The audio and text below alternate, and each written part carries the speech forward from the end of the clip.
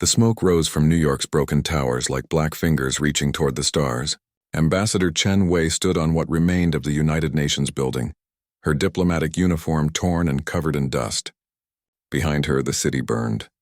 The same fires that consumed every major human settlement across Earth painted the sky in shades of orange and red. Chen looked up at the alien ships hovering in the atmosphere.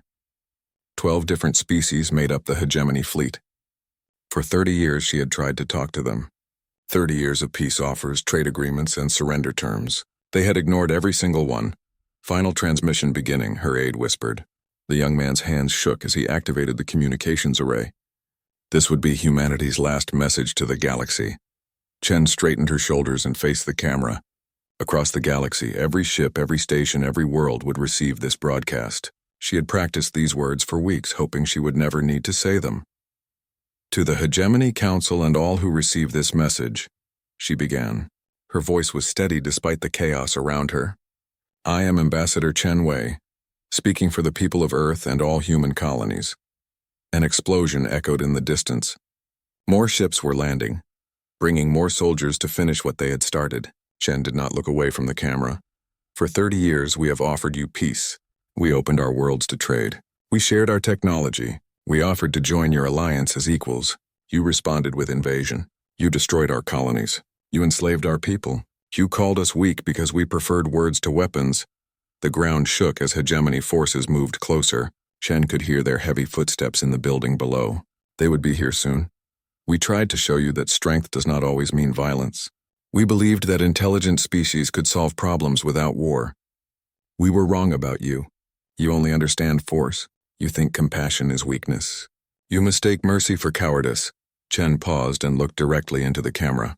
Behind her, the last evacuation ships were launching from the spaceport. Tiny lights against the burning sky, carrying the final survivors to safety, to hidden places the hegemony would never find. You wanted to see what humans are really like when we stop being peaceful. You are about to find out. We tried peace. You would not listen. Now you will meet the other side of humanity. The door behind her exploded inward. Hegemony soldiers poured into the room, their weapons raised. Chen did not turn around. She kept speaking to the camera. To any species watching this transmission, learn from our mistake. The hegemony only respects strength. They will take everything you offer and demand more. They will see your kindness as weakness and use it against you. A soldier barked something in his alien language. Chen heard the charging whine of energy weapons behind her. She had seconds left. To the human survivors scattered across the galaxy, remember who we were before this day. Remember that we chose peace first. But also remember that sometimes evil forces you to become something else. Sometimes you have to fight monsters by becoming something they fear more. The soldier shouted again. Chen could feel the heat from his weapon on her back. To the Hegemony Council, you have won this battle. Earth will fall today. But you have made a terrible mistake. You thought the humans you met were all of us. You were wrong. The diplomats, the farmers, the scientists, the teachers, they were our hope for a better future. But we always had another side. A darker side. The side we kept hidden because we wanted to be better than our ancestors. Red targeting lasers danced across the walls. Chen smiled sadly at the camera. You are about to meet the humans we tried not to be. The ones we kept sleeping in the dark places between the stars. The ones we hoped we would never need. They have been waiting for this day. Waiting for the signal that peace has failed. Waiting for permission to do what they were made to do. The soldier spoke in broken English now. Stop talking or we kill you. Chen laughed. You are going to kill me anyway. But that is fine. My death will be the signal they are waiting for. When this transmission ends, they will wake up. And then you will learn why humanity survived every war, every disaster, every enemy we ever faced. She looked into the camera one last time. Somewhere out there, her brother Marcus was watching. Admiral Morrison was watching. General Hayes was watching.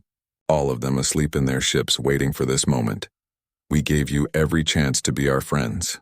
We offered you our best qualities. Our creativity, our hope, our desire to build instead of destroy. You threw it all away. You chose to be our enemies. Now you will meet the worst parts of human nature. The parts we evolved in millions of years of war and death. The parts we tried to leave behind. The energy weapons hummed louder. Chen closed her eyes. We tried peace. Now you get war. Real war. Human war. And we are very, very good at it. The transmission cut off as the weapons fired. Ambassador Chen Wei, humanity's greatest diplomat, died as she had lived, trying to save her people. But her death was not an ending. It was a beginning. Across the galaxy, hidden ships received the signal. In secret bases built over centuries, automated systems came online. In the cold sleep chambers scattered throughout space, military commanders who had been waiting for decades began to wake up. The hegemony had destroyed peaceful humanity. They celebrated as Earth burned. They thought they had won a great victory. They had eliminated the human problem forever. They were wrong. The humans they had fought were the ones who built schools and hospitals, the ones who preferred books to bullets, the ones who chose to create instead of destroy. Those humans were dead now, burned with their cities and their dreams of peace. But other humans were waking up. Humans who had been trained for war since childhood. Humans who studied death the way others studied art. Humans who had been kept in the darkness for good reason. Admiral Morrison opened her eyes in her sleep chamber aboard the battleship, humanity's wrath. Around her, 50 other ships powered up their weapon systems. They had been drifting in space for 20 years, waiting for this signal. General Hayes activated his command center on the moon base that officially did not exist. His soldiers had been in training for 30 years, learning everything about every hegemony species, their weaknesses, their fears, how to kill them. And in the deepest part of space, Marcus Chen, the ambassador's brother who had been reported dead 50 years ago, stood on the bridge of a ship so large it could destroy entire star systems. He watched his sister die on the recorded transmission. Then he smiled. "Signal all Ghost Fleet units," he ordered. "Phase 1 is complete. Begin Phase 2. Show them what humans really look like when we stop pretending to be civilized." The hegemony had wanted to see monsters. They were about to get their wish. 6 months after Earth burned, the hegemony thought they had won the greatest victory in galactic history. The human problem was solved. Their colonies were empty ruins. Their ships were scrap metal floating in space. Their home world was a dead rock circling a yellow star. Commander Vex of the Kethvar warrior caste stood on the bridge of his battleship, watching his crew celebrate. They had just finished dividing human territory among the 12 hegemony species. Rich worlds with good soil and clean water, mining systems full of rare metals, strategic positions perfect for military bases. "The humans made it easy for us," Vex told his officers. "They were weak. They talked too much and fought too little. They deserved to die." His communications officer looked up from her station. "Sir, we are receiving a distress call from Kepler Station. They say unknown ships are attacking." Vex laughed. "Probably pirates thinking they can steal human technology. Send the patrol squadron to deal with them." 3 hours later, the patrol squadron was gone. No wreckage. No escape pods. No final transmissions. They had simply disappeared. "Send a full battle group," Vex ordered. He was not laughing anymore. The battle group found Kepler Station intact but empty. Every hegemony scientist and soldier on the station was dead. The attackers had been precise and efficient. No unnecessary destruction. No random violence. Professional work. But the strangest thing was the ship still docked at the station. They were human designs, but unlike any human ships the hegemony had ever seen. These vessels were painted matte black. They had no diplomatic markings, no civilian identification codes. They looked like weapons designed by predators. Admiral Morrison walked through the corridors of Kepler Station, her boots echoing on the metal floors. Her soldiers moved behind her like ghosts, checking every room for intelligence. They wore black armor with no national flags or unit insignia. Their faces were hidden behind tactical masks. Morrison stopped at the station's main laboratory. The hegemony had been studying captured human technology here, trying to understand how to use it. Now the lab was empty except for bodies and broken equipment. "Status report," Morrison said into her communicator. "All hegemony personnel eliminated," came the reply. "No survivors. No witnesses. Research data destroyed. We found detailed files on human technology and biology. They were planning to use our own inventions against human survivors." Morrison nodded. The hegemony had made another mistake. They thought the technology they captured from peaceful human colonies was all humans could build. They had no idea what military technology looked like. "Begin Phase 2 transmissions," Morrison ordered. Across hegemony space, every ship and station received the same message. The transmission showed Morrison standing in Kepler Station's command center. Behind her, hegemony bodies were stacked like firewood. To the Hegemony Council, Morrison began. Her voice was calm and professional, like a teacher explaining a simple lesson. I am Admiral Sarah Morrison of the Human Ghost Fleet. You killed our diplomats, so you will deal with our soldiers instead. She gestured to the bodies behind her. You have been studying the technology from our peaceful colonies. You thought you understood human capabilities. You were wrong. The humans you destroyed were farmers and scientists and teachers. We are something else entirely. Morrison pulled out a datapad and read from it.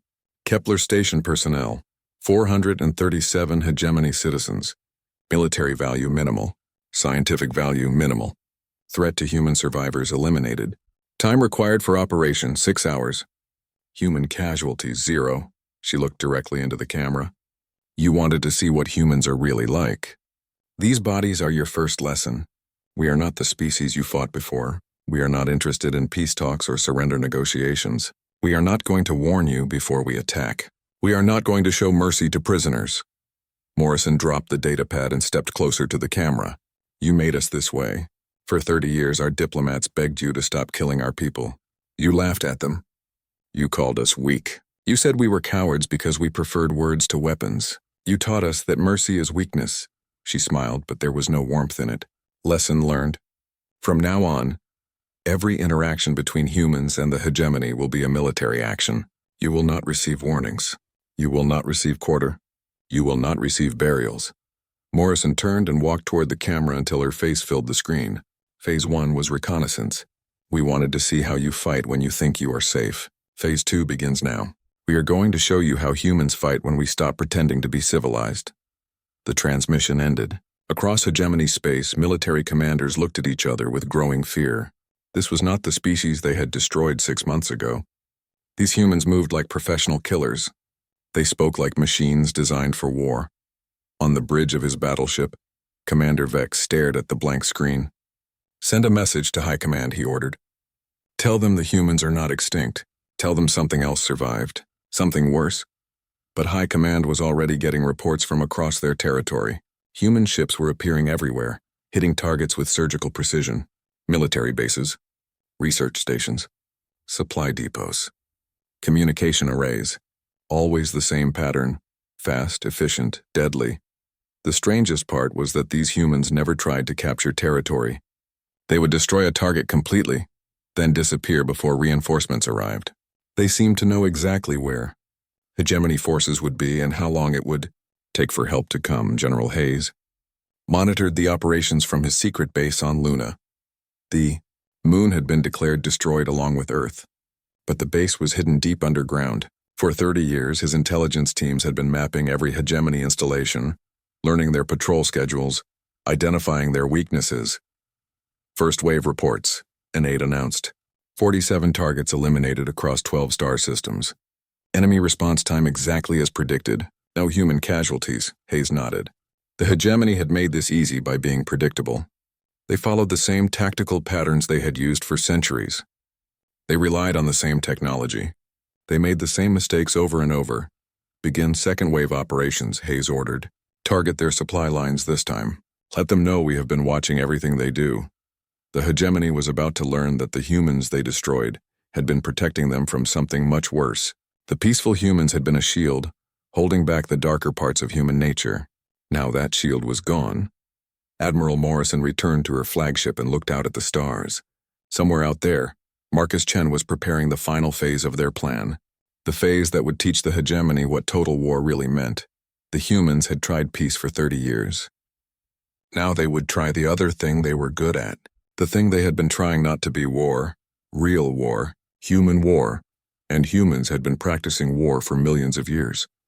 The true scope of human preparation revealed itself like a nightmare coming to life. Across the galaxy, installations that had been hidden for decades suddenly activated. Weapons that had been sleeping in the darkness between stars powered up their engines. Soldiers who had been waiting in cold storage for 50 years opened their eyes. General Marcus Chen stood in the command center of Prometheus Station, a base so secret that even most humans did not know it existed. Built inside a rogue planet drifting in deep space, The station had been preparing for this war since before his sister was born. Status report on Ghost Fleet activation, Marcus ordered. 97% of assets now online, his aide replied. 234 battleships, 412 destroyers, 896 support vessels. All commanders awakened and briefed. All weapon systems operational, Marcus nodded. The peaceful humans had built farms and schools and hospitals. The military humans had built this. A fleet larger than anything the hegemony possessed, hidden in places they never thought to look. What about the specialist units? Marcus asked. The Reapers are in position around hegemony military bases. The Shadows have infiltrated their communication networks. The Plague Doctors are ready to deploy biological weapons. The Mindbreakers are standing by to begin psychological operations. Marcus smiled. The hegemony thought they understood humans because they had fought farmers and diplomats. They had no idea what humanity looked like when they stopped holding back. Begin Phase 3, Marcus ordered. Show them what total war means. On the other side of the galaxy, Admiral Morrison received her orders while orbiting a hegemony supply world. The planet below provided food for 12 different star systems. Destroying it would starve millions of enemy soldiers, but Morrison had something better than destruction in mind. Something that would teach the hegemony a lesson they would never forget. Deploy the agricultural virus, she ordered. The virus was a masterpiece of human biological engineering. It would not hurt any living creature. Instead, it would target the specific crops that hegemony species needed to survive. Within weeks, every farm on the planet would be producing food that looked normal, but contained no nutrition. The hegemony would starve slowly, watching their bodies waste away while their stomachs felt full. It was cruel. It was creative. It was completely invisible until it was too late to stop. Meanwhile, the Shadows were infiltrating hegemony communication networks with viruses designed specifically for alien technology. These programs did not just destroy data. They learned. They adapted. They spread from system to system like a digital plague, turning the hegemony's own networks against them. The viruses would monitor military communications and send false orders. They would redirect supply shipments to empty space.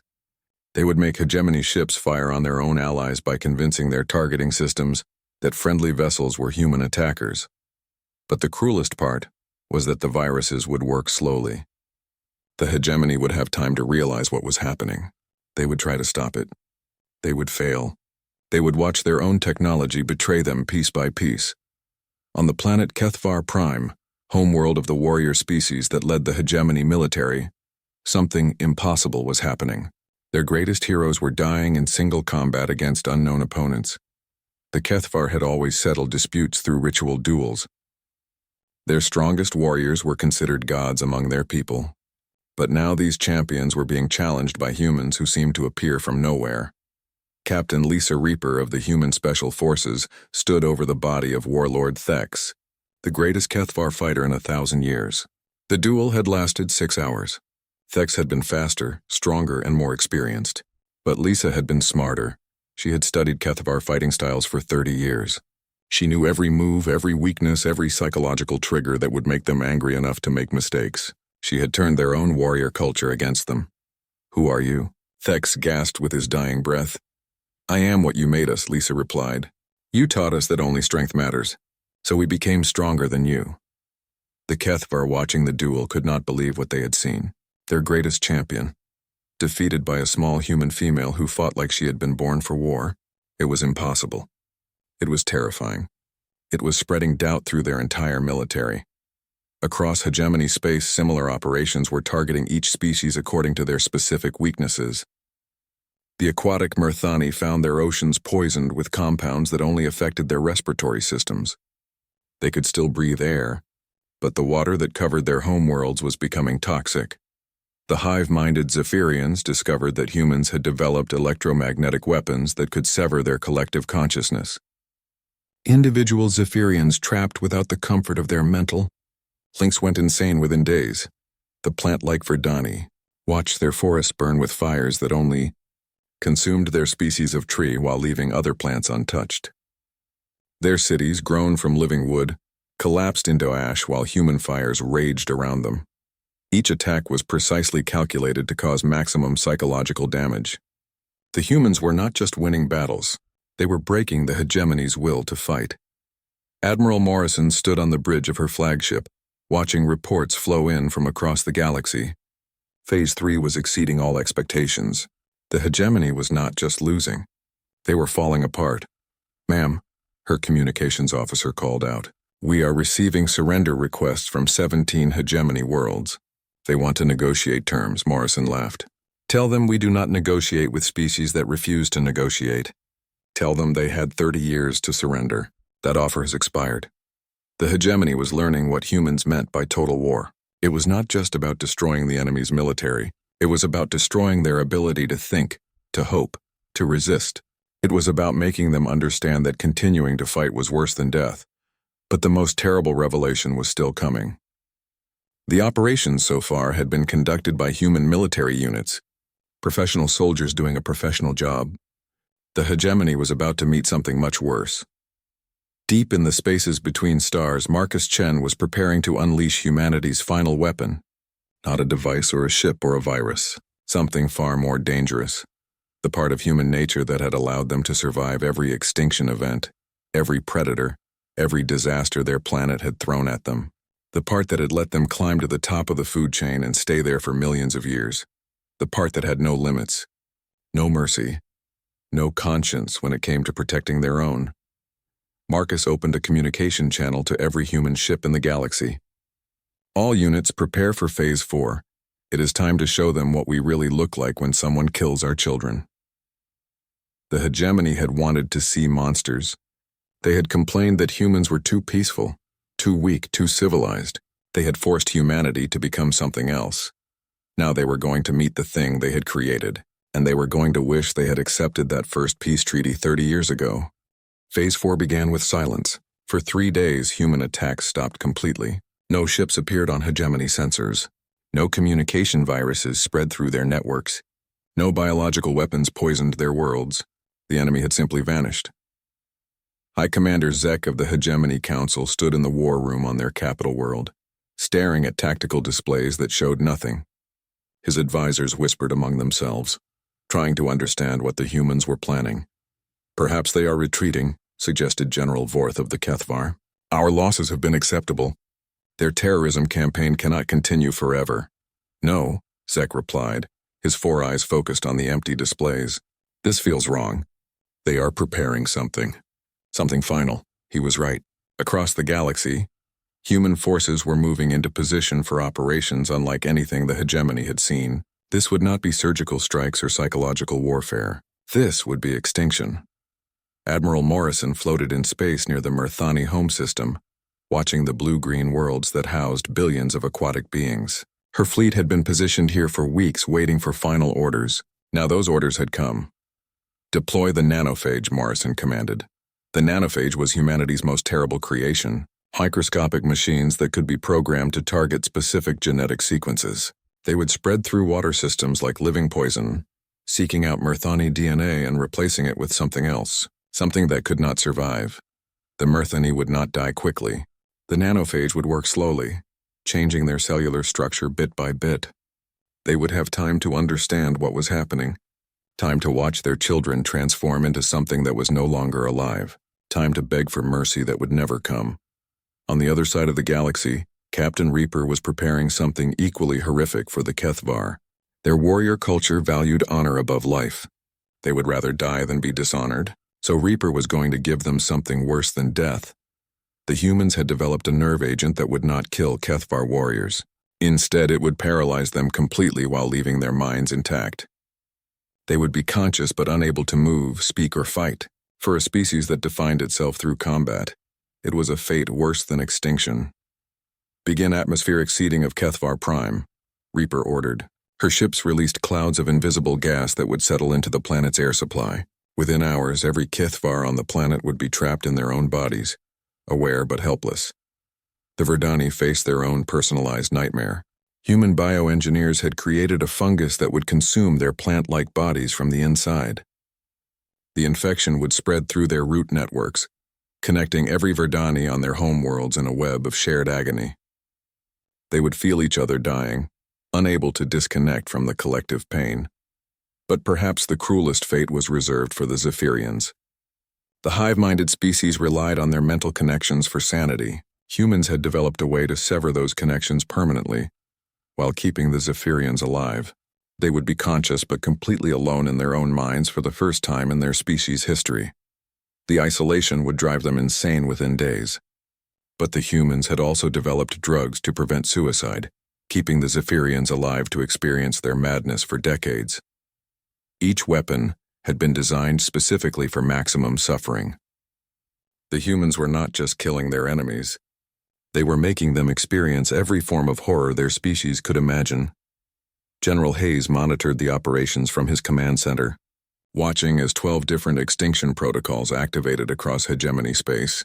The data flowing across his screens showed the systematic end of civilizations that had existed for thousands of years. "Sir," his aide reported, "the Hegemony Council is broadcasting surrender offers on all frequencies." "They are begging us to stop," Hayes smiled. "Too late for that. They had their chance to surrender 30 years ago. They chose war instead. Now they get to see what human war really looks like." The Hegemony's surrender offers became increasingly desperate. They offered to give up all human territory. They offered to pay tribute for 1,000 years.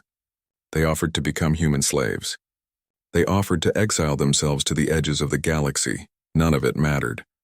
The humans were no longer interested in negotiation.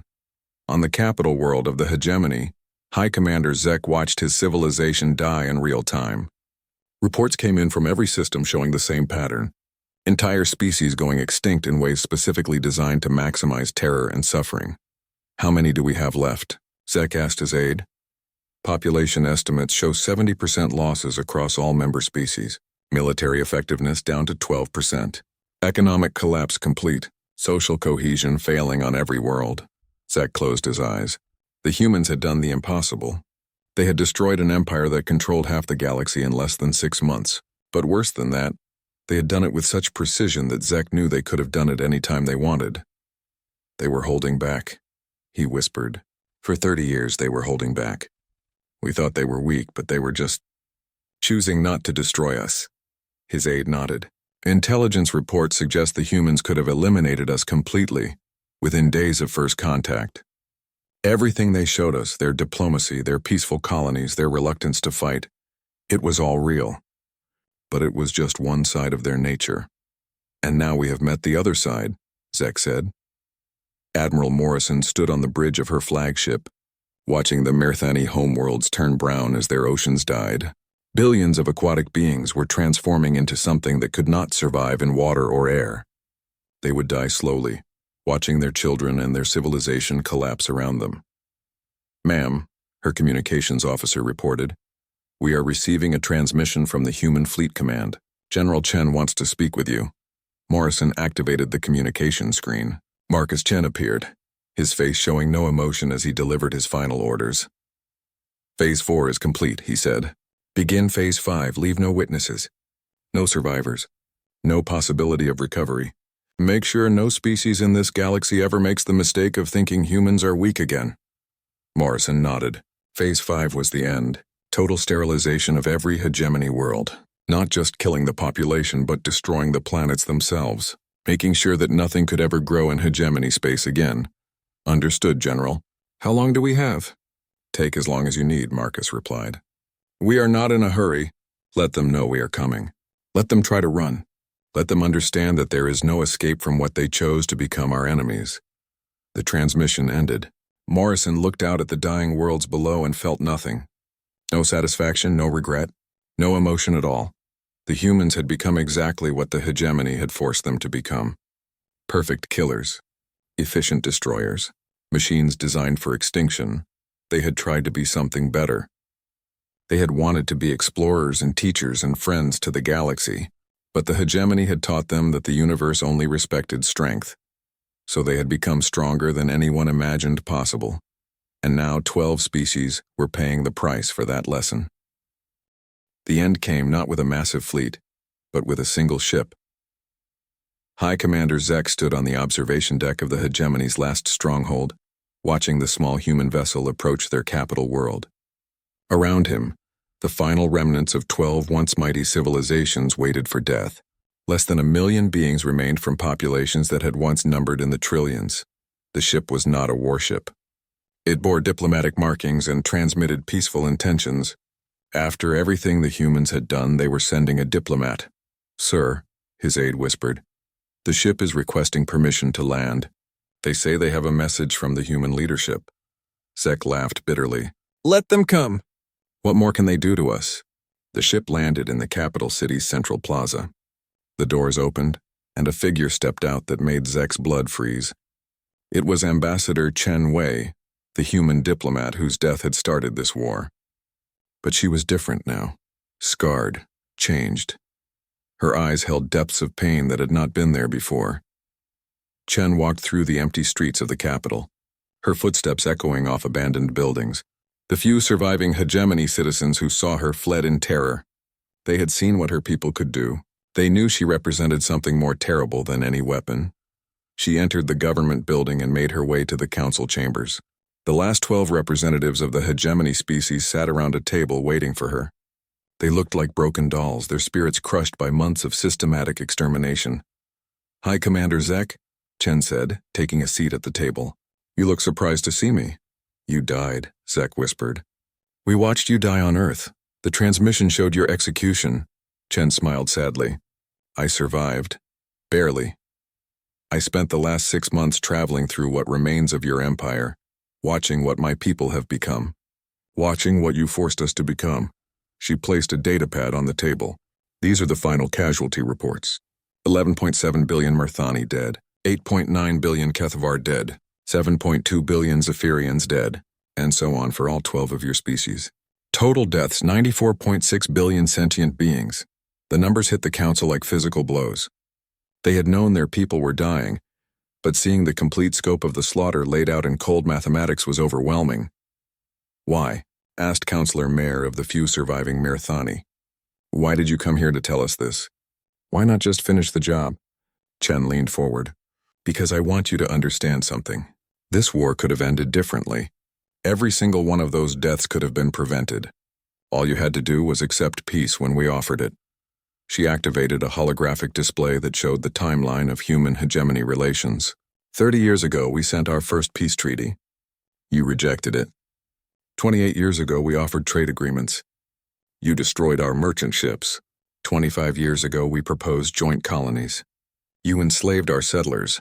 The display showed dozens of peace offers, all rejected. Hundreds of attempts at negotiation, all ignored. Thousands of human deaths that could have been prevented. "We tried everything," Chen continued. "We offered you our technology, our friendship, our loyalty. We begged you to stop killing our people. We surrendered unconditionally 3 times. You laughed at us. You called us weak.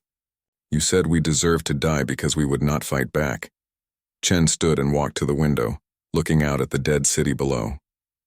"So we stopped trying to be what you would not let us be.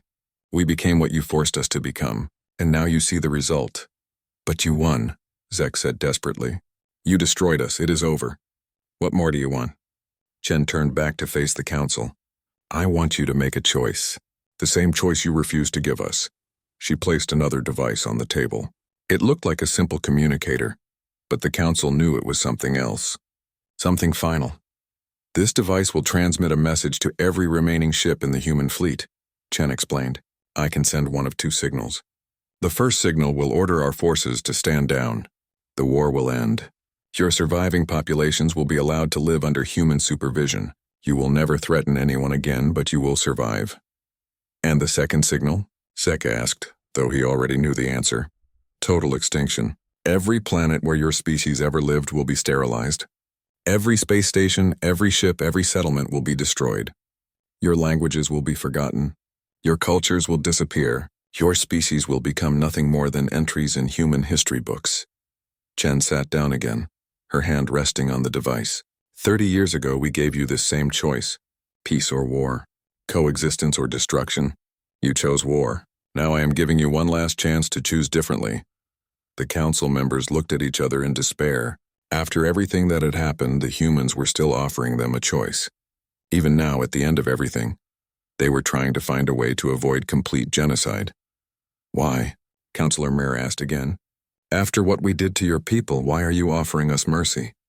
Chen's expression grew distant. Because if we kill all of you, we become exactly what you said we were. Monsters. And some part of me still remembers who we used to be before you taught us to be killers. She paused, then continued. But I need you to understand something.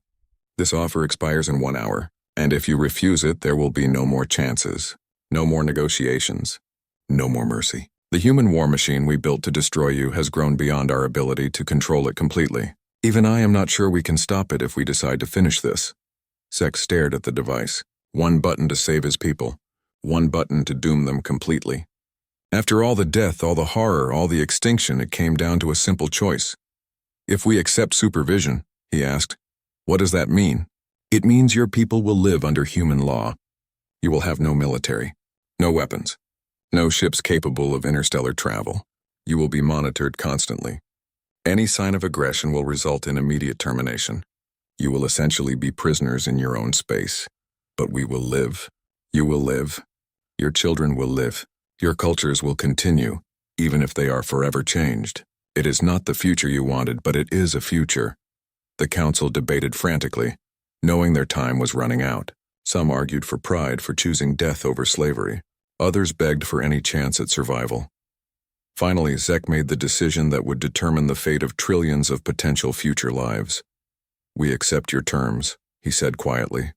We choose to live. Chen nodded and pressed the first button.